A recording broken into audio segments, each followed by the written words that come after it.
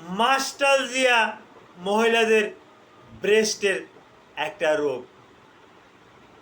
এই মাস্টালজিয়া এটা কি? What is মাস্টালজিয়া?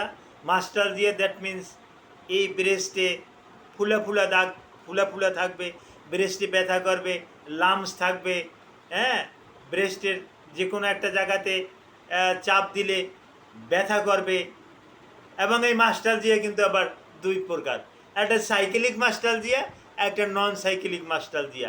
সাইকেলিক মাস্টালজিয়া যেটা মাসিকের সাথে সম্পৃক্ত থাকে, আর নন সাইকেলিক মাস্টালজিয়া এটা মাসিকের সাথে সম্পৃক্ত থাকে না। এখন সাইকেলিক মাস্টালজিয়া অ্যান্ড নন সাইকেলিক মাস্টালজিয়া এটা কি, এ ব্যাপারে কিছু গুরুত্বপূর্ণ আলোচনা করব। আলোচনাটি দেখার জন্য সবিনয় অনুরোধ জানাচ্ছি। আসসালামু আলাইকুম রহমতুল্লাহি ওবারাকাতুহু। আমি ডাক্তার মীর শহীদুল ইসলাম। আমার চেম্বার শুভেচ্ছা 255, ঐতিহ্যবাহী শেখঘাট, সিলেট। যে কোনো একটা সার্চ ইঞ্জিনে ডাক্তার মীর শহীদুল ইসলাম কথাটি লিখে সার্চ দিলে আপনি আমার সম্পর্কে যাবতীয় তথ্য পেয়ে যাবেন। যে দর্শক শ্রোতা, আলোচনা করব মাস্টালজিয়া সম্পর্কে। এটা মা বোনদের একটা রোগ। এটা একটা জেনেটিক একটা প্রবলেম। এই মাস্টালজিয়া যদি আপনার হয়েছে, দেখবেন আপনার মায়ের, আপনার খালার, আপনার নানির এর যদি মাস্টালজিয়া থাকে, তাহলে আপনারও কিন্তু এই মাস্টালজিয়া হওয়ার একটা চান্স থাকে। হবেই যে এমন কথা বলতেছি না।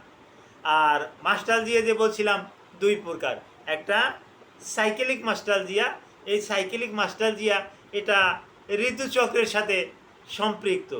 যখন মাসিকের সময় আসে, মাসিক হবে, এর আগে কিন্তু ব্রেস্ট ফুলে যায়, নিপেল ফুলে যায়। নিপেলে যদি আপনি প্রেস করেন, ওখান থেকে জুস বাহির হয়, রস বাহির হয় এবং ব্যথা করে। একটু হালকা আঘাত লাগলেও মনে হয় যেন কেউ ধারালো ছুরি দিয়া ওখানে কাটতে আছে। এই রকমের সমস্যাগুলো দেখা দেয়। এটা হলো যে সাইকেলিক মাস্টালজিয়া।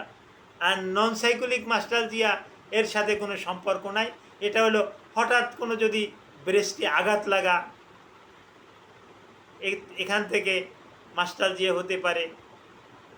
ব্রেস্টের রগগুলো ঢিলা হয়ে যাওয়া, সেখান থেকে মাস্টালজিয়া হতে পারে। ব্রেস্টের মাসেলগুলো দুর্বল হয়ে যাওয়া, সেখান থেকে হতে পারে। ব্রেস্টের মাসেলে টান টান ভাব, সেখান থেকেও হতে পারে। এটাকে কিন্তু আমরা নন সাইকেলিক মাস্টালজিয়া বলে থাকি।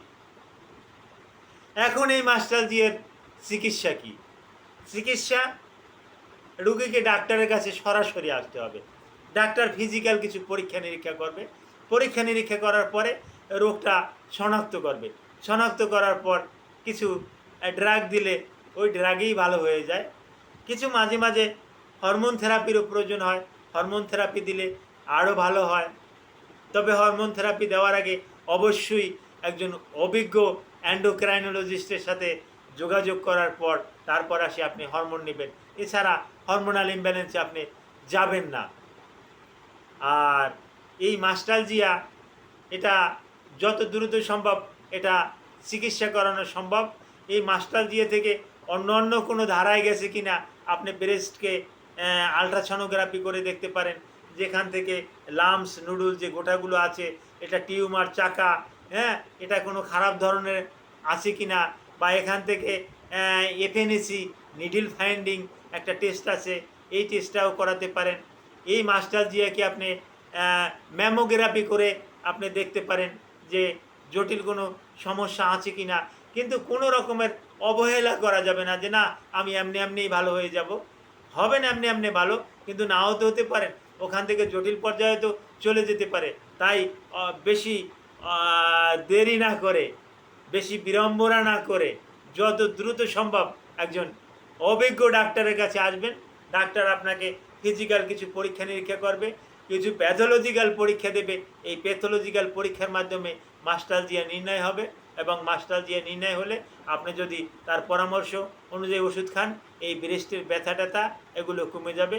সর্বোপরি কথা হলো, যদি আনমেরিড পার্সন হয় এবং বয়স যদি 20 বছরের উপরে থাকে, তাহলে এই রুগীকে বলি, গার্ডিয়ানকেই বলি যে না আপনার মেয়েকে বিয়ে দিয়ে দেন। কারণ বিয়ে দিয়ে দিলে এই মাস্টালজিয়া থেকে কিন্তু অনেক অংশে পরিত্রাণ পাওয়া যায়। এই মাস্টালজিয়া সম্পর্কে আপনাদের যদি আরও কিছু জানার থাকে ভিডিওর কমেন্ট বক্সে কমেন্ট করুন, আমি মাস্টালজিয়ার উপরে আপনাদেরকে নির্দ্বিধায় জানিয়ে দেব। Thank you all.